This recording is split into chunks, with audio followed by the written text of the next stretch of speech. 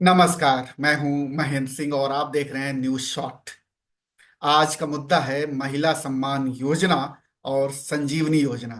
ये योजनाएं दिल्ली की हैं और दिल्ली की ही सियासत में बड़ा बवाल मच गया है इन योजनाओं को लेकर के। तो आज हम लोग इसी पर बात करेंगे। और क्यों इस पर बात करेंगे, इसकी वजह यही है कि इन योजनाओं को दिल्ली सरकार के महिला एवं बाल विकास विभाग और स्वास्थ्य एवं परिवार कल्याण विभाग ने अखबारों में एक विज्ञापन दिया है, पब्लिक नोटिस जारी किया है और लोगों को सावधान किया है कि ऐसी कोई योजना दिल्ली सरकार की अभी फिलहाल नहीं है। आप लोग सावधान रहिए। आप लोग अपना कोई भी डेटा किसी को भी साझा ना करें, आप परेशानी में आ सकते हैं।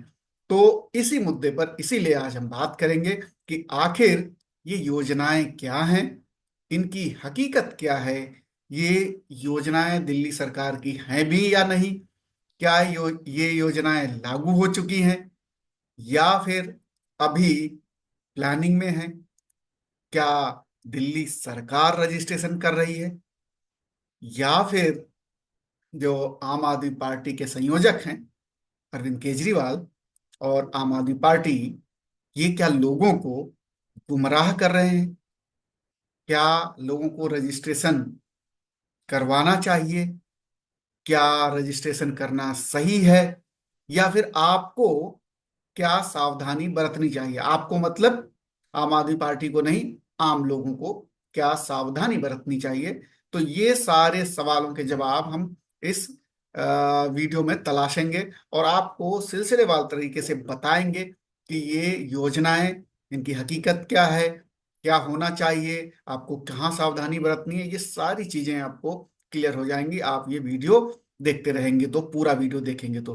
फिलहाल अगर आपने अभी तक सब्सक्राइब नहीं किया है चैनल को तो सब्सक्राइब कर लीजिए, लाइक कर दीजिए और अपने दोस्तों को भी शेयर करना ना भूलिए। तो चलिए आपको सिलसिलेवार तरीके से बताते हैं कि आखिर में इस पर बवाल क्यों मचा हुआ है।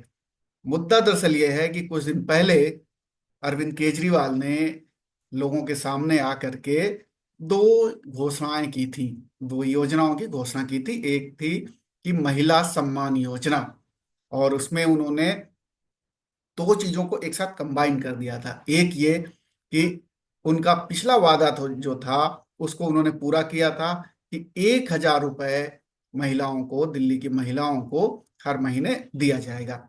तो वो योजना दिल्ली सरकार ने लागू की, उसको कैबिनेट मीटिंग में पारित किया गया और उसको नोटिफाई किया गया 1,000 रुपए हर महीने देने का। तो वो उनका वादा था जो पहले उन्होंने किया था, उसको उन्होंने पूरा किया।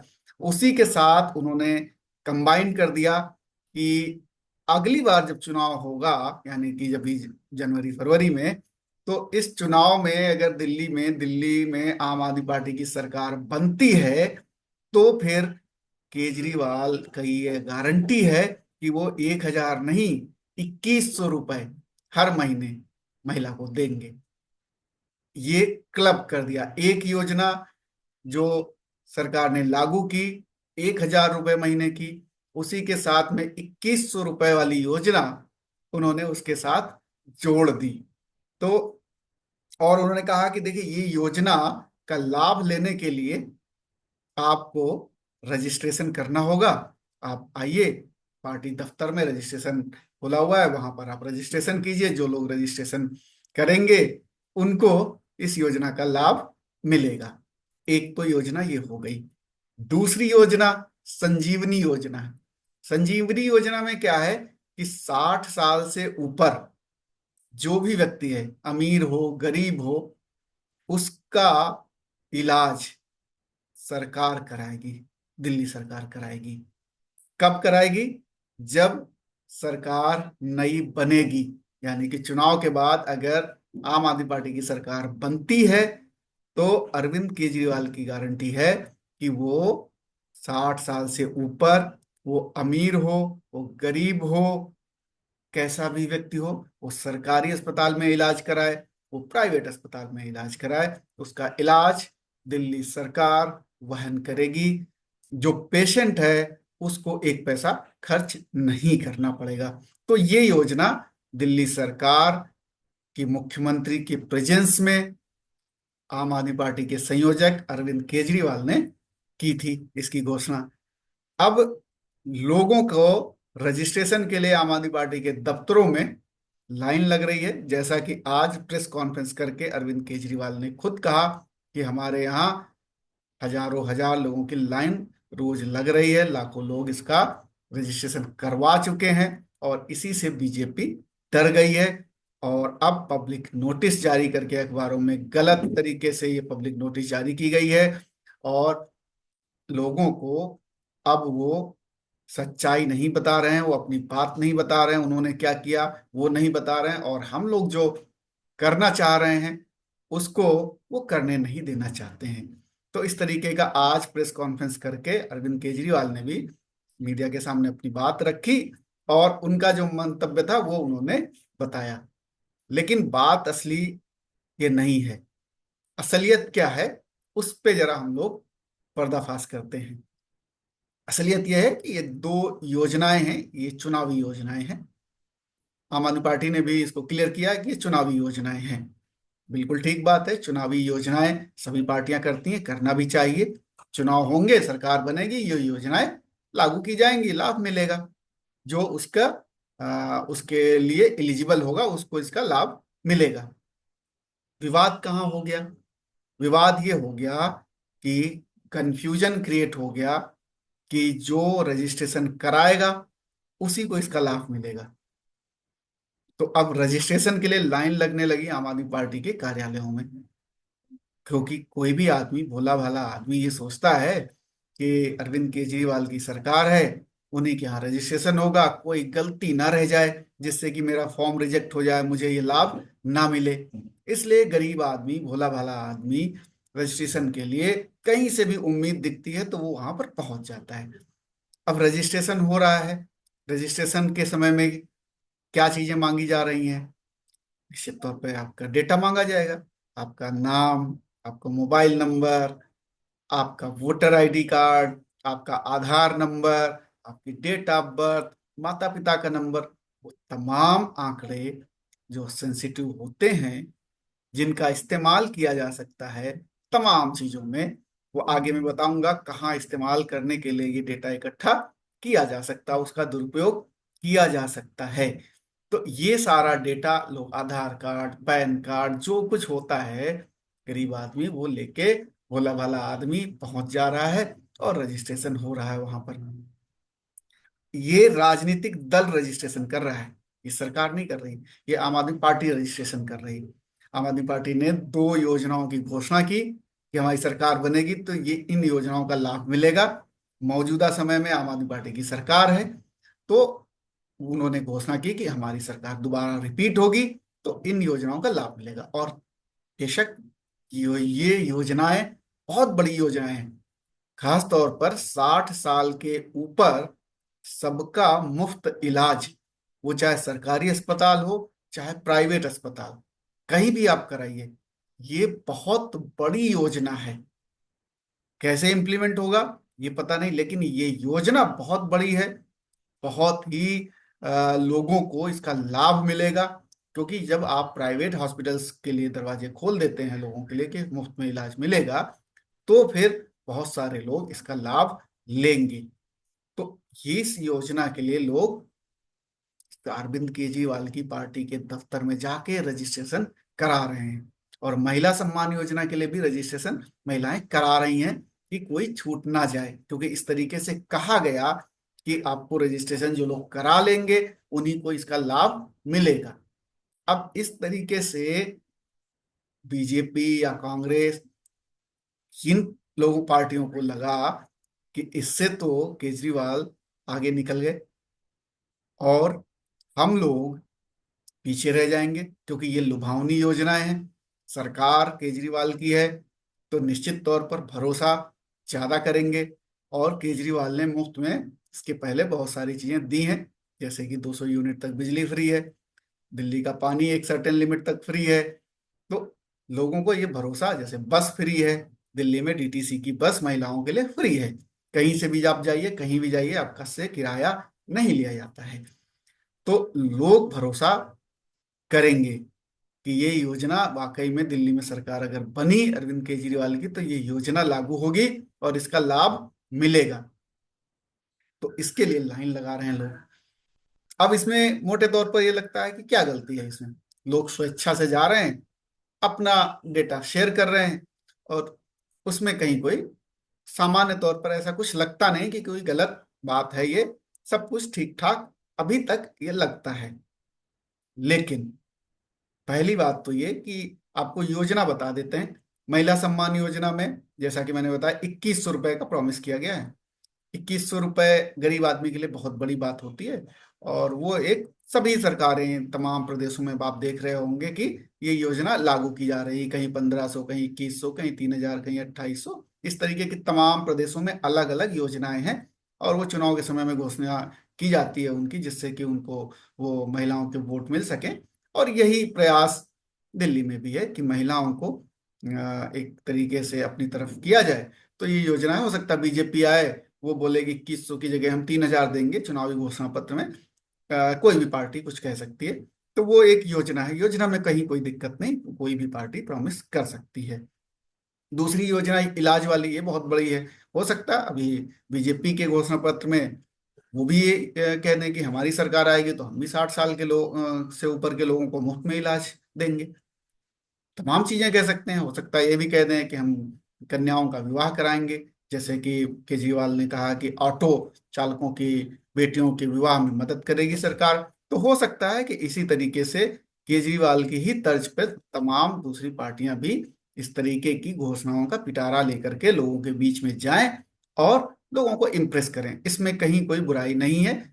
स्वस्थ लोकतंत्र में अगर तरीके से, ठीक से, ईमानदारी से इन सारी चीजों की घोषणाएं की जाएं, तो वो ठीक है। उसमें चुनाव आयोग को भी कोई इलीगल नहीं मिलता है। ठीक है, कहीं ये कहा जा सकता है कि नैतिक तौर पर ये ठीक नहीं है लुभावनी योजनाओं को जारी करना, लेकिन उस एक बहस का मुद्दा है, क्या ठीक है क्या गलत है।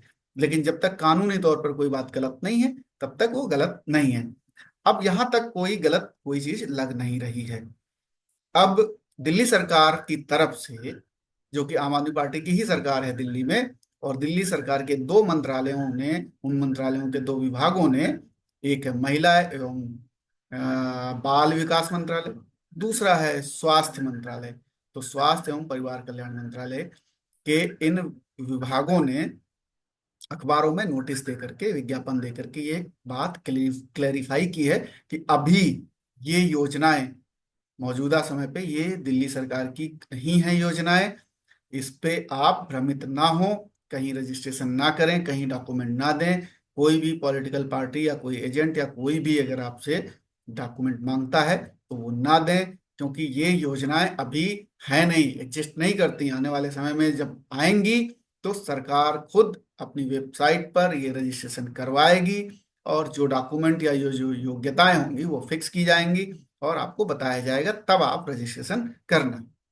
बिल्कुल ठीक बात है। क्लैरिफाई करना दायित्व है सरकार का, करना चाहिए कि कहीं कोई कंफ्यूजन ना हो। अब सवाल है कि क्या आतिशी, जो कि मुख्यमंत्री हैं, उनकी परमिशन से ये नोटिफिकेशन आया है, या अधिकारियों पर, जैसा कि आरोप लगाया गया कि अधिकारियों पर दबाव डाला गया और उन्होंने नोटिफिकेशन निकाला। जिसने भी दबाव डाला हो या कहा हो, ये नोटिफिकेशन बिल्कुल ठीक है, आना चाहिए। क्लैरिटी आती है इसमें, ये भी कहीं गलत नहीं है।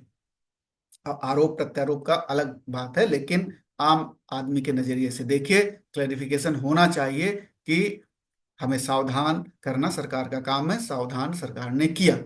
इसके बावजूद हम अगर अपना डेटा शेयर कर रहे हैं तो हमारी मर्जी है। अब सवाल होता है कि ये आखिर केजरीवाल साहब डेटा ले क्यों रहे हैं। क्या सिर्फ ये मकसद है कि संजीवनी योजना या महिला सम्मान योजना का डेटा हमें दीजिए और हम आपको तभी सुविधा देंगे, तभी ये योजना का लाभ मिलेगा जब हमारे पास आप रजिस्ट्रेशन कराएंगे? तो नहीं, ऐसा नहीं होता है। कभी भी सरकारी योजना कोई भी पॉलिटिकल पार्टी, कोई राजनीतिक दल नहीं दिला सकता है। सरकारी योजना सरकार देती है, पॉलिटिकल पार्टी उसको प्रॉमिस करती है, फिर जब सरकार बनती है तो सरकार का बाकायदे विभाग होता है, मंत्रालय होता है, पूरी कानूनी प्रक्रिया होती है, और वो किसी थर्ड पार्टी से डेटा नहीं लेता है। आम आदमी पार्टी सोचे कि हम सरकार को ये डेटा हमने जो इकट्ठा किया वो दे दें और उसी पे योजना लागू हो जाए, उन्हीं लोगों को लाभ मिले। ऐसा नहीं होता है, ये इलीगल हो जाएगा। सरकार खुद से रजिस्ट्रेशन करवाएगी, सरकार खुद से डेटा मांगेगी। आप लोग जो डेटा दे रहे हैं अभी, इसका कोई मायने नहीं रहेगा। जो लोग भी रजिस्ट्रेशन करा रहे हैं, इसका कोई मायने नहीं रहेगा। सरकार के यहाँ फिर आपको जाना पड़ेगा और फिर आपका रजिस्ट्रेशन होगा। जो वो क्वालिफिकेशन डिसाइड करेंगे कि कितनी उम्र होनी चाहिए, कौन कौन क्राइटेरिया है, उस क्राइटेरिया में फिट हो रहा है किसके, तो वो सारा डेटा दोबारा से लिया जाएगा, दोबारा फॉर्म भरना होगा, वो सरकार करेगी। अभी पॉलिटिकल पार्टी कर रही, और पॉलिटिकल पार्टी के डेटा को सरकार मान्यता नहीं देती है। सरकार उस डेटा का इस्तेमाल नहीं करेगी, अगर करेगी तो गैर कानूनी हो जाएगा, इसलिए वो नहीं करती है। तो जो क्लेरिफिकेशन है बिल्कुल ठीक है कि सरकार बनेगी, सरकार फिर योजना लागू करेगी, जब तब आपसे डेटा मांगा जाएगा, आपके कागज मांगे जाएंगे। अभी आप कागज किसी को मत दीजिए, क्योंकि इन जहां भी आप रजिस्ट्रेशन करा रहे हैं इसका कोई मतलब नहीं है। तो फिर सवाल उठता है कि अरविंद केजरीवाल या आम आदमी पार्टी क्यों कागज मांग रही है, क्यों रजिस्ट्रेशन करा रही है, क्या वजह है इसकी? तो इसके पीछे बहुत बड़ा खेल है। आपने सुना होगा कि जो डेटा है वो सबसे बड़ी ताकत है, सबसे बड़ी पावर है आज के समय में। इंटरनेट के समय में, एआई के जमाने में, कंप्यूटर के समय में आपकी एक एक छोटी बड़ी इंफॉर्मेशन बहुत बड़ी ताकत रखती है, बहुत बड़ी वैल्यू है उसकी। और आम आदमी पार्टी ने बहुत ही चालाकी से आपको बेवकूफ बनाया है। आपका डेटा, आपके इंफॉर्मेशन, आपकी सही सही इंफॉर्मेशन लेने के लिए, और वो लीगल लगे, जैसा कि लीगल तरीके से, क्योंकि किसी की इंफॉर्मेशन आप मतलब आप ले नहीं सकते हो नॉर्मल तरीके से, जब तक वो आदमी खुद देना ना चाहे। जबरन आप किसी से नहीं ले सकते हो, चोरी आप नहीं कर सकते हो किसी की इंफॉर्मेशन। अब अगर मार्केट से डाटा खरीदा जाता, जो कि खरीदते हैं लोग, तो वो अवैध है, गैर कानूनी है। तो वैध तरीके से जो स्वेच्छा से कोई दे दे, उस पर कोई कानून भी नहीं लागू होता कि स्वेच्छा से दे रहे हैं ये। तो जो स्वेच्छा से दे दे उस डेटा से सेफ साइड रहती है। तो खेल ये हो रहा है कि चुनाव आने वाले हैं, चुनाव के लिए, प्रचार प्रसार के लिए, लोगों तक पहुंचने के लिए एक फिल्टर्ड डेटा चाहिए, एक बिल्कुल ट्रू डेटा चाहिए। और वो कहाँ से मिल सकता है? वो डायरेक्ट अगर आप कलेक्ट करते हैं तब मिलता है। बाकी सब बहुत सारा डेटा खराब होता है, मतलब उसमें मोबाइल नंबर गलत होगा, नाम गलत होगा, या उम्र गलत होगी। यहाँ पर क्योंकि योजनाओं का लाभ लेने के लिए लोग सही सही डेटा देंगे, आधार कार्ड आपके सामने कर देंगे, पैन कार्ड मांगेंगे तो पैन कार्ड दे देंगे। हर वो डेटा, गली मोहल्ला, पूरा एड्रेस, मोबाइल नंबर, हर एक चीज आपकी जो है, अरविंद केजरीवाल जिस भी प्लेटफॉर्म पर रजिस्ट्रेशन करवा रहे होंगे उस पर वो डेटा उनके पास कलेक्ट हो जाएगा। और वो डेटा आप स्वेच्छा से दे के आ रहे हैं, यानी कि आम आदमी पार्टी को आप अपना डेट ऑफ बर्थ, जो आपका पैन नंबर मांग रहे होंगे तो पैन नंबर, आधार कार्ड नंबर मांग रहे होंगे तो आधार कार्ड नंबर, जो भी आप दे रहे हैं वो सब उनके पास जाएगा। उनको आधार कार्ड नंबर से ज्यादा कुछ नहीं लेना है। उनको बेसिकली आपका मोबाइल नंबर चाहिए, आपकी उम्र चाहिए, आपका पता चाहिए, और आपकी वोटर लिस्ट में जो नंबर है वो चाहिए। अगर मिल गया तो, नहीं है तो भी तीन चार चीजों से इलेक्शन का काम चल जाता है। लेकिन जितनी ज्यादा चीजें मिल जाएं उतना ही ज्यादा अच्छा होता है, ऑथेंटिक डेटा होता है। तो अभी ऑथेंटिक डेटा कलेक्शन का ये काम चल रहा। इसका केवल और केवल एकमात्र पर्पज रजिस्ट्रेशन का यही है कि चुनाव के लिए और चुनाव के बाद भी इस डेटा को एनालाइज करके, एनालिसिस करके, इससे अलग अलग तरीके से आप तक पहुंच बनाई जाएगी। जैसे जो लोग 35 साल से नीचे हैं, 25 साल से 35 साल के बीच का ग्रुप बना दिया जाएगा, 35 साल से 45 साल का ग्रुप बना दिया जाएगा, 50 से 60 साल का ग्रुप बना दिया जाएगा, 60 से ऊपर वालों का ग्रुप बना दिया जाएगा। तमाम तरीके के ग्रुप बना दिए जाएंगे, जिससे कि डेटा में जो है हमें बहुत आसानी से हम लोगों तक पहुंच सके। अब जैसे महिलाओं का डेटा है, अब उन्होंने कहा कि महिलाओं को सम्मान निधि मिलेगी, महिलाएं जाएंगी रजिस्ट्रेशन कराएंगी, वहां पर बाकायदे पूरा नाम, पता, मोबाइल नंबर सब देंगी। वो एक डेटा, फ्रेश डेटा आ गया, जिसमें कि और बहुत बड़ा डेटा है कि, और वो फर्स्ट हैंड इंफॉर्मेशन आम आदमी पार्टी अरविंद केजरीवाल के हाथ लग गई, जो आप स्वेच्छा से देखे हैं।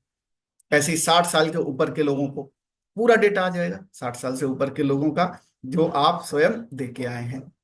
तो अब आपको लगेगा इस डेटा में क्या है, ये तो हमारे लिए कोई मतलब मायने नहीं रखता, कोई क्या कर लेगा। बिल्कुल, कोई क्या कर लेगा, ये आप जो सोच रहे हैं ये कर ये लेंगे कि आपके मोबाइल पर एसएमएस आएंगे, कॉल आएंगे, व्हाट्सएप है तो व्हाट्सएप आएगा।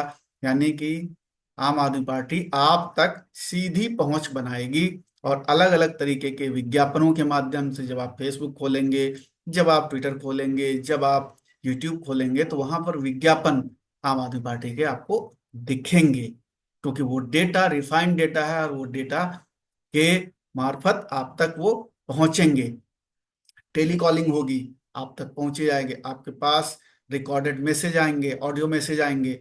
तो इस तरीके से पॉलिटिकल पार्टियां अपना प्रचार प्रसार करती हैं, और उनको बहुत ही ऑथेंटिक डेटा की जरूरत होती है, जिससे कि वो जितने लोगों तक पहुंचना चाहते हैं वहां पर तक वो पहुंच सकें। तो वो पहुंच करने के लिए, पहुंच बनाने के लिए ऑथेंटिक डेटा चाहिए। ऑथेंटिक डेटा मिलता नहीं है, इसलिए चोरी होता है डेटा। तमाम गूगल पे माइनिंग होती है, तमाम दूसरी जगहों से एचआर का डेटा, बैंक का डेटा, ये सब चोरी किया जाता है, चोरी छुपे बेचा जाता है, और उसके बाद रिफाइन किया जाता है। तो वो फिर भी वो ऑथेंटिक नहीं रहता है, गैर कानूनी तो है ही। यहाँ पर ऑथेंटिक डेटा, बिल्कुल शुद्ध डेटा, वो अरविंद केजरीवाल के पास होगा। और यही दिक्कत है कि दूसरी पार्टियों के कान खड़े हो गए कि ये क्या हो गया। इस तरीके से अरविंद केजरीवाल ने एक तरीके से पॉलिटिकल चाल चली, जिससे उनके पास फर्स्ट हैंड डेटा आ जाए, और वो ज्यादा से ज्यादा लोगों तक पहुंच बना सकें।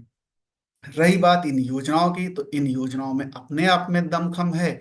तो ये योजनाएं, तो लोग प्रभावित इससे होते ही। हाँ, अब इन योजनाओं के काट के तौर पर बीजेपी, कांग्रेस या दूसरी पार्टियां जो लड़ेंगी यहाँ पर चुनाव, वो इससे बड़ी योजनाएं दे सकते हैं, और उन पे भी लोग भरोसा कर सकते हैं। तो ये योजना बड़ी बात नहीं थी, बात ये है कि डेटा कलेक्शन हो रहा है, और इस डेटा की ताकत बहुत ज्यादा है। तो अब सवाल ये उठता है कि क्या अरविंद केजरीवाल ने ये जानबूझकर ऐसा काम किया, यानी कि योजनाओं की घोषणा की चुनाव से ऐन पहले, और फिर इसके लिए रजिस्ट्रेशन की एक प्रक्रिया रखी, और उस रजिस्ट्रेशन की प्रक्रिया में दिल्ली के भोले भाले लोग फंस गए, और वो रजिस्ट्रेशन के लिए लाइन लगा करके अपने सारे डॉक्यूमेंट्स जो जो मांग रहे होंगे, वो डॉक्यूमेंट्स वो दे रहे हैं, और बाकायदे होशो हवास में अपनी इंफॉर्मेशन एक पॉलिटिकल पार्टी के हवाले कर रहे हैं। जो लोग इस उम्मीद के साथ कि ये सरकार में आएंगे दोबारा, तो हमें इन योजनाओं का लाभ मिलेगा, लेकिन वो लोग ये नहीं जानते हैं कि सरकार पॉलिटिकल पार्टी के किसी भी सूचना का, डेटा का इस्तेमाल सरकार नहीं करती है। सरकार जो योजना, जो विभाग लागू करेगा, उसकी अलग से रजिस्ट्रेशन की एक प्रक्रिया होगी, उसकी योग्यता निर्धारित होगी, नियम कानून सब गाइडलाइंस बनेगी, उसके आधार पर ही वहां पर फॉर्म भरना होगा। यानी कि यहाँ पर आपने जो किया वो सब वेस्टेज है, इसका कोई मतलब नहीं रहेगा आपके लिए। हाँ, इसका मतलब आम आदमी पार्टी के लिए जरूर रहेगा।